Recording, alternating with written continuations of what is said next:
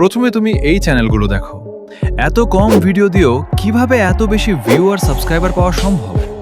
অনেক এমন চ্যানেলও আছে যারা মাত্র একটা ভিডিও দিয়েই চ্যানেল মনিটাইজ করে ফেলেছে। তার আগে আমি বলে দিই, আমি বর্তমানে 2টা চ্যানেল চালাচ্ছি, যার মধ্যে একটি চ্যানেলে 25,000 এবং অন্যটিতে 50,000-এরও বেশি সাবস্ক্রাইবার আছে। আমার মনে হয় আমার সম্পর্কে এতটুকুই যথেষ্ট। এখন প্রশ্ন শুধু একটাই, শুরুতেই এর উত্তর হচ্ছে এই 2টা ম্যাজিক টপিক। এখন বুঝে নাও, অডিয়েন্স আর ক্রিয়েটর এই 2টার উপর সরাসরি ইউটিউব না, বরং ইউটিউবের অ্যালগোরিদম কাজ করে। অ্যালগোরিদম সমান অডিয়েন্স। অ্যালগোরিদম 2 জায়গা থেকে ডেটা সংগ্রহ করে, প্রথমত অডিয়েন্স থেকে এবং দ্বিতীয়ত ক্রিয়েটরদের থেকে তথ্যগুলো দেয়। ভিডিওটি কোন ভাষায়, কোন দেশের জন্য, আইপি অ্যাড্রেস কি, ভিডিওর ক্যাটাগরি কি, ভিডিওটি বাচ্চাদের জন্য নাকি বড়দের জন্য, ভিডিওর টাইটেল কি, ডেসক্রিপশনে কি লেখা আছে এবং আরও অনেক কিছু। এখন আসি ভিউয়ারের দিকে। ইউটিউব ভিউয়ার থেকে কি তথ্য নেয়? ইউটিউবের সিস্টেম এটা বুঝে যে রিভিউয়াররা এই ভিডিওটি লাইক করছে কিনা, কোনো ভিডিওতে ডিসলাইক দিচ্ছে, এই ভিডিওতে কমেন্ট করছে ও শেয়ার করছে, এগুলো সবই দেখা হয়। তারা কি ভাবছে এবং কোনো ক্যাটাগরির ভিডিও বেশি দেখছে সেটাও বিশ্লেষণ করা হয়।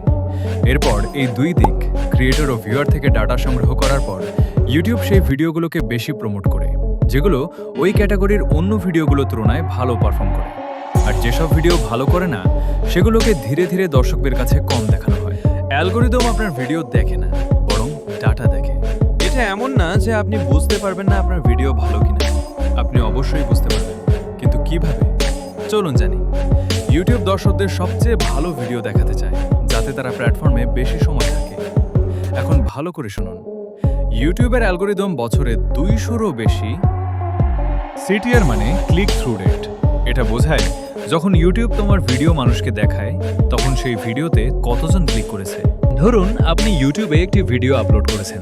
উদাহরণ হিসেবে ইউটিউব আপনার ভিডিওটি 100 জনের কাছে দেখালো, তাদের মধ্যে 10 জন ক্লিক করে ভিডিওটি দেখলো, তাহলে আপনার সিটিআর হলো 10%।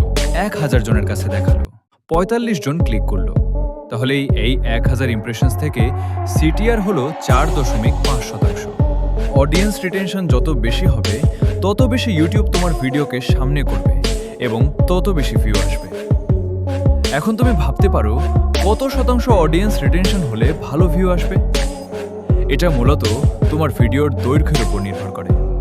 যদি তোমার ভিডিও 5 থেকে 6 মিনিটের হয়, তাহলে চেষ্টা করো 40%-এর বেশি অডিয়েন্স রিটেনশন রাখতে।